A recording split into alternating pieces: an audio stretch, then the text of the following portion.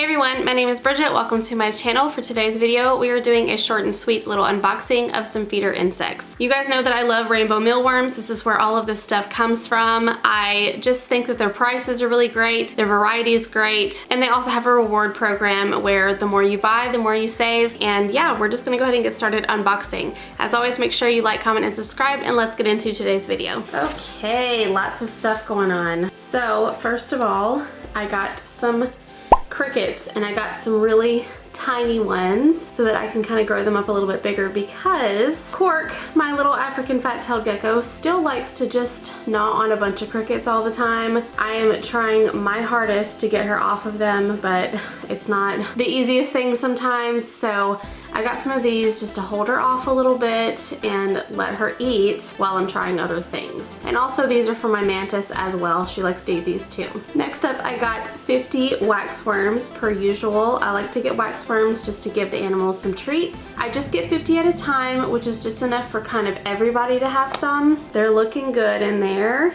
which is promising. Then, guys, I have been slacking so hard on my breeding projects. I did so well for a very long time on breeding the mealworms and the superworms. I just kind of fell off the wagon. So today I have replenished a lot of them by getting 4 of these 25 count cups, which means that I now have 100. I'm gonna start the breeding back up and try and get some more out of them, but for now I had to get a bunch of superworms. Let me see how they're doing. These look great.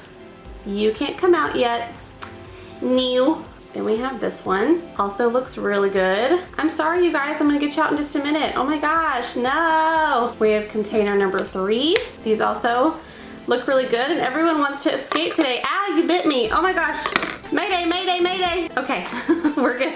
We're good. All right, container number 4. Let's see how many can escape from this one. Oh my, bunch of them. Okay, they're good. They're good. Okay, next up, I'm gonna talk about these in just a minute. I got hornworms, just beloved in my opinion. I love feeding hornworms, and I love that these are starting out really small because I can feed them to my smaller animals first, then let them grow a little bit and give them to my bigger animals. None of my bugs ever bother me whatsoever, but I know that sometimes bugs can bother a lot of people. So if you are not as comfortable with, let's say, crickets or dubia roaches or superworms or something, you still need to feed a variety, so try your best to find a whole bunch of insects that you are comfortable feeding. But for sure, hornworms are a really good thing because they're not scary, they're not icky, they don't bite, and they're pretty, so it might make it a little easier on you. Just a little tip there. I love feeding hornworms because they're pretty and they're healthy, and the animals do go absolutely nuts for them. Okay, so the next things that are happening here in the box, I have springtails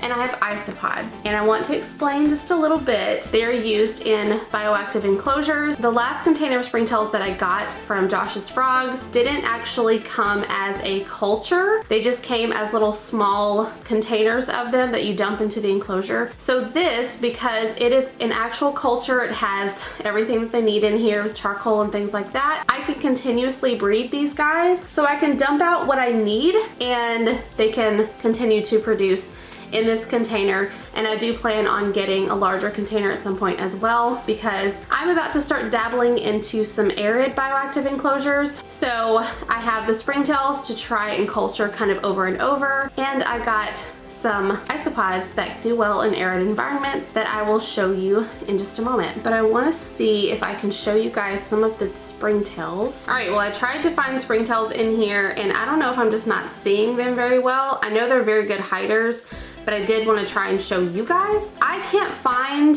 but like maybe 5 in here, and that is kind of worrisome because this is supposed to be a full culture. Yeah, I just found about maybe 5 or so. So hopefully there's more in here that I'm just not seeing and I didn't get duped, or hopefully they will kind of breed and provide more babies in here. Maybe there's some eggs in here that haven't hatched yet. I'm really not sure, but I'm gonna try my best with these guys, and hopefully it turns out better than what it is right now. Okay, now let's talk about some Isopods. All right, so the situation is I got 2 different types of Isopods that can do pretty well in arid environments. They do still require some moisture, but it's not quite as much as like a tropical species Isopod. So I'm going to put them in a little enclosure and I'm going to test them out first. I'm not going to put them in any sort of enclosure yet because I want to see kind of how they do and what type of moisture level they're comfortable with. So the first type that I got are powder orange, and that's what these 2 containers are. And I can see them already moving around in there so much. They're so stinking cute. Let's open this up and just give them a look. Hi guys, there's my powder oranges.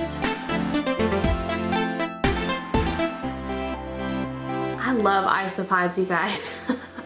I feel like a little kid in a candy store anytime that I see them. They're just so fun to me. Now I want to check out this container just to make sure that they look pretty good, which to me they do. How cute. I just want to boop them all. Can you guys see that tiny little baby? Oh my goodness. Okay, and then the second type that I got are powder blues. So these are supposed to be very similar. They're not moving quite as much as the oranges are, so I definitely want to make sure they're all right. Hi, you guys. Definitely not as active as the orange, which is okay. Let's see if this container is any different. So we've got a little explorer right up here in the front. A couple running around in the back. It seemed like the orange ones were just like ready to get out or something. They're still very cool. I'm still super duper excited to have them. All right, and here is my entire array of new feeder insects, as well as a little project over here to get started. I'm always impressed with this company. You guys know that I love them very much. And if you guys are interested in this company and placing an order, I will have everything linked down below. Well, all right, everyone, that wraps up today's video. Just doing an unboxing of my new feeder insects from Rainbow Mealworms. Hope you guys enjoyed this video. If you did, please give us a big thumbs up and hit that subscribe button on your way out. I really appreciate it. Also hit the notification bell so you can know when I upload next, and I'll see you in my next video. Bye.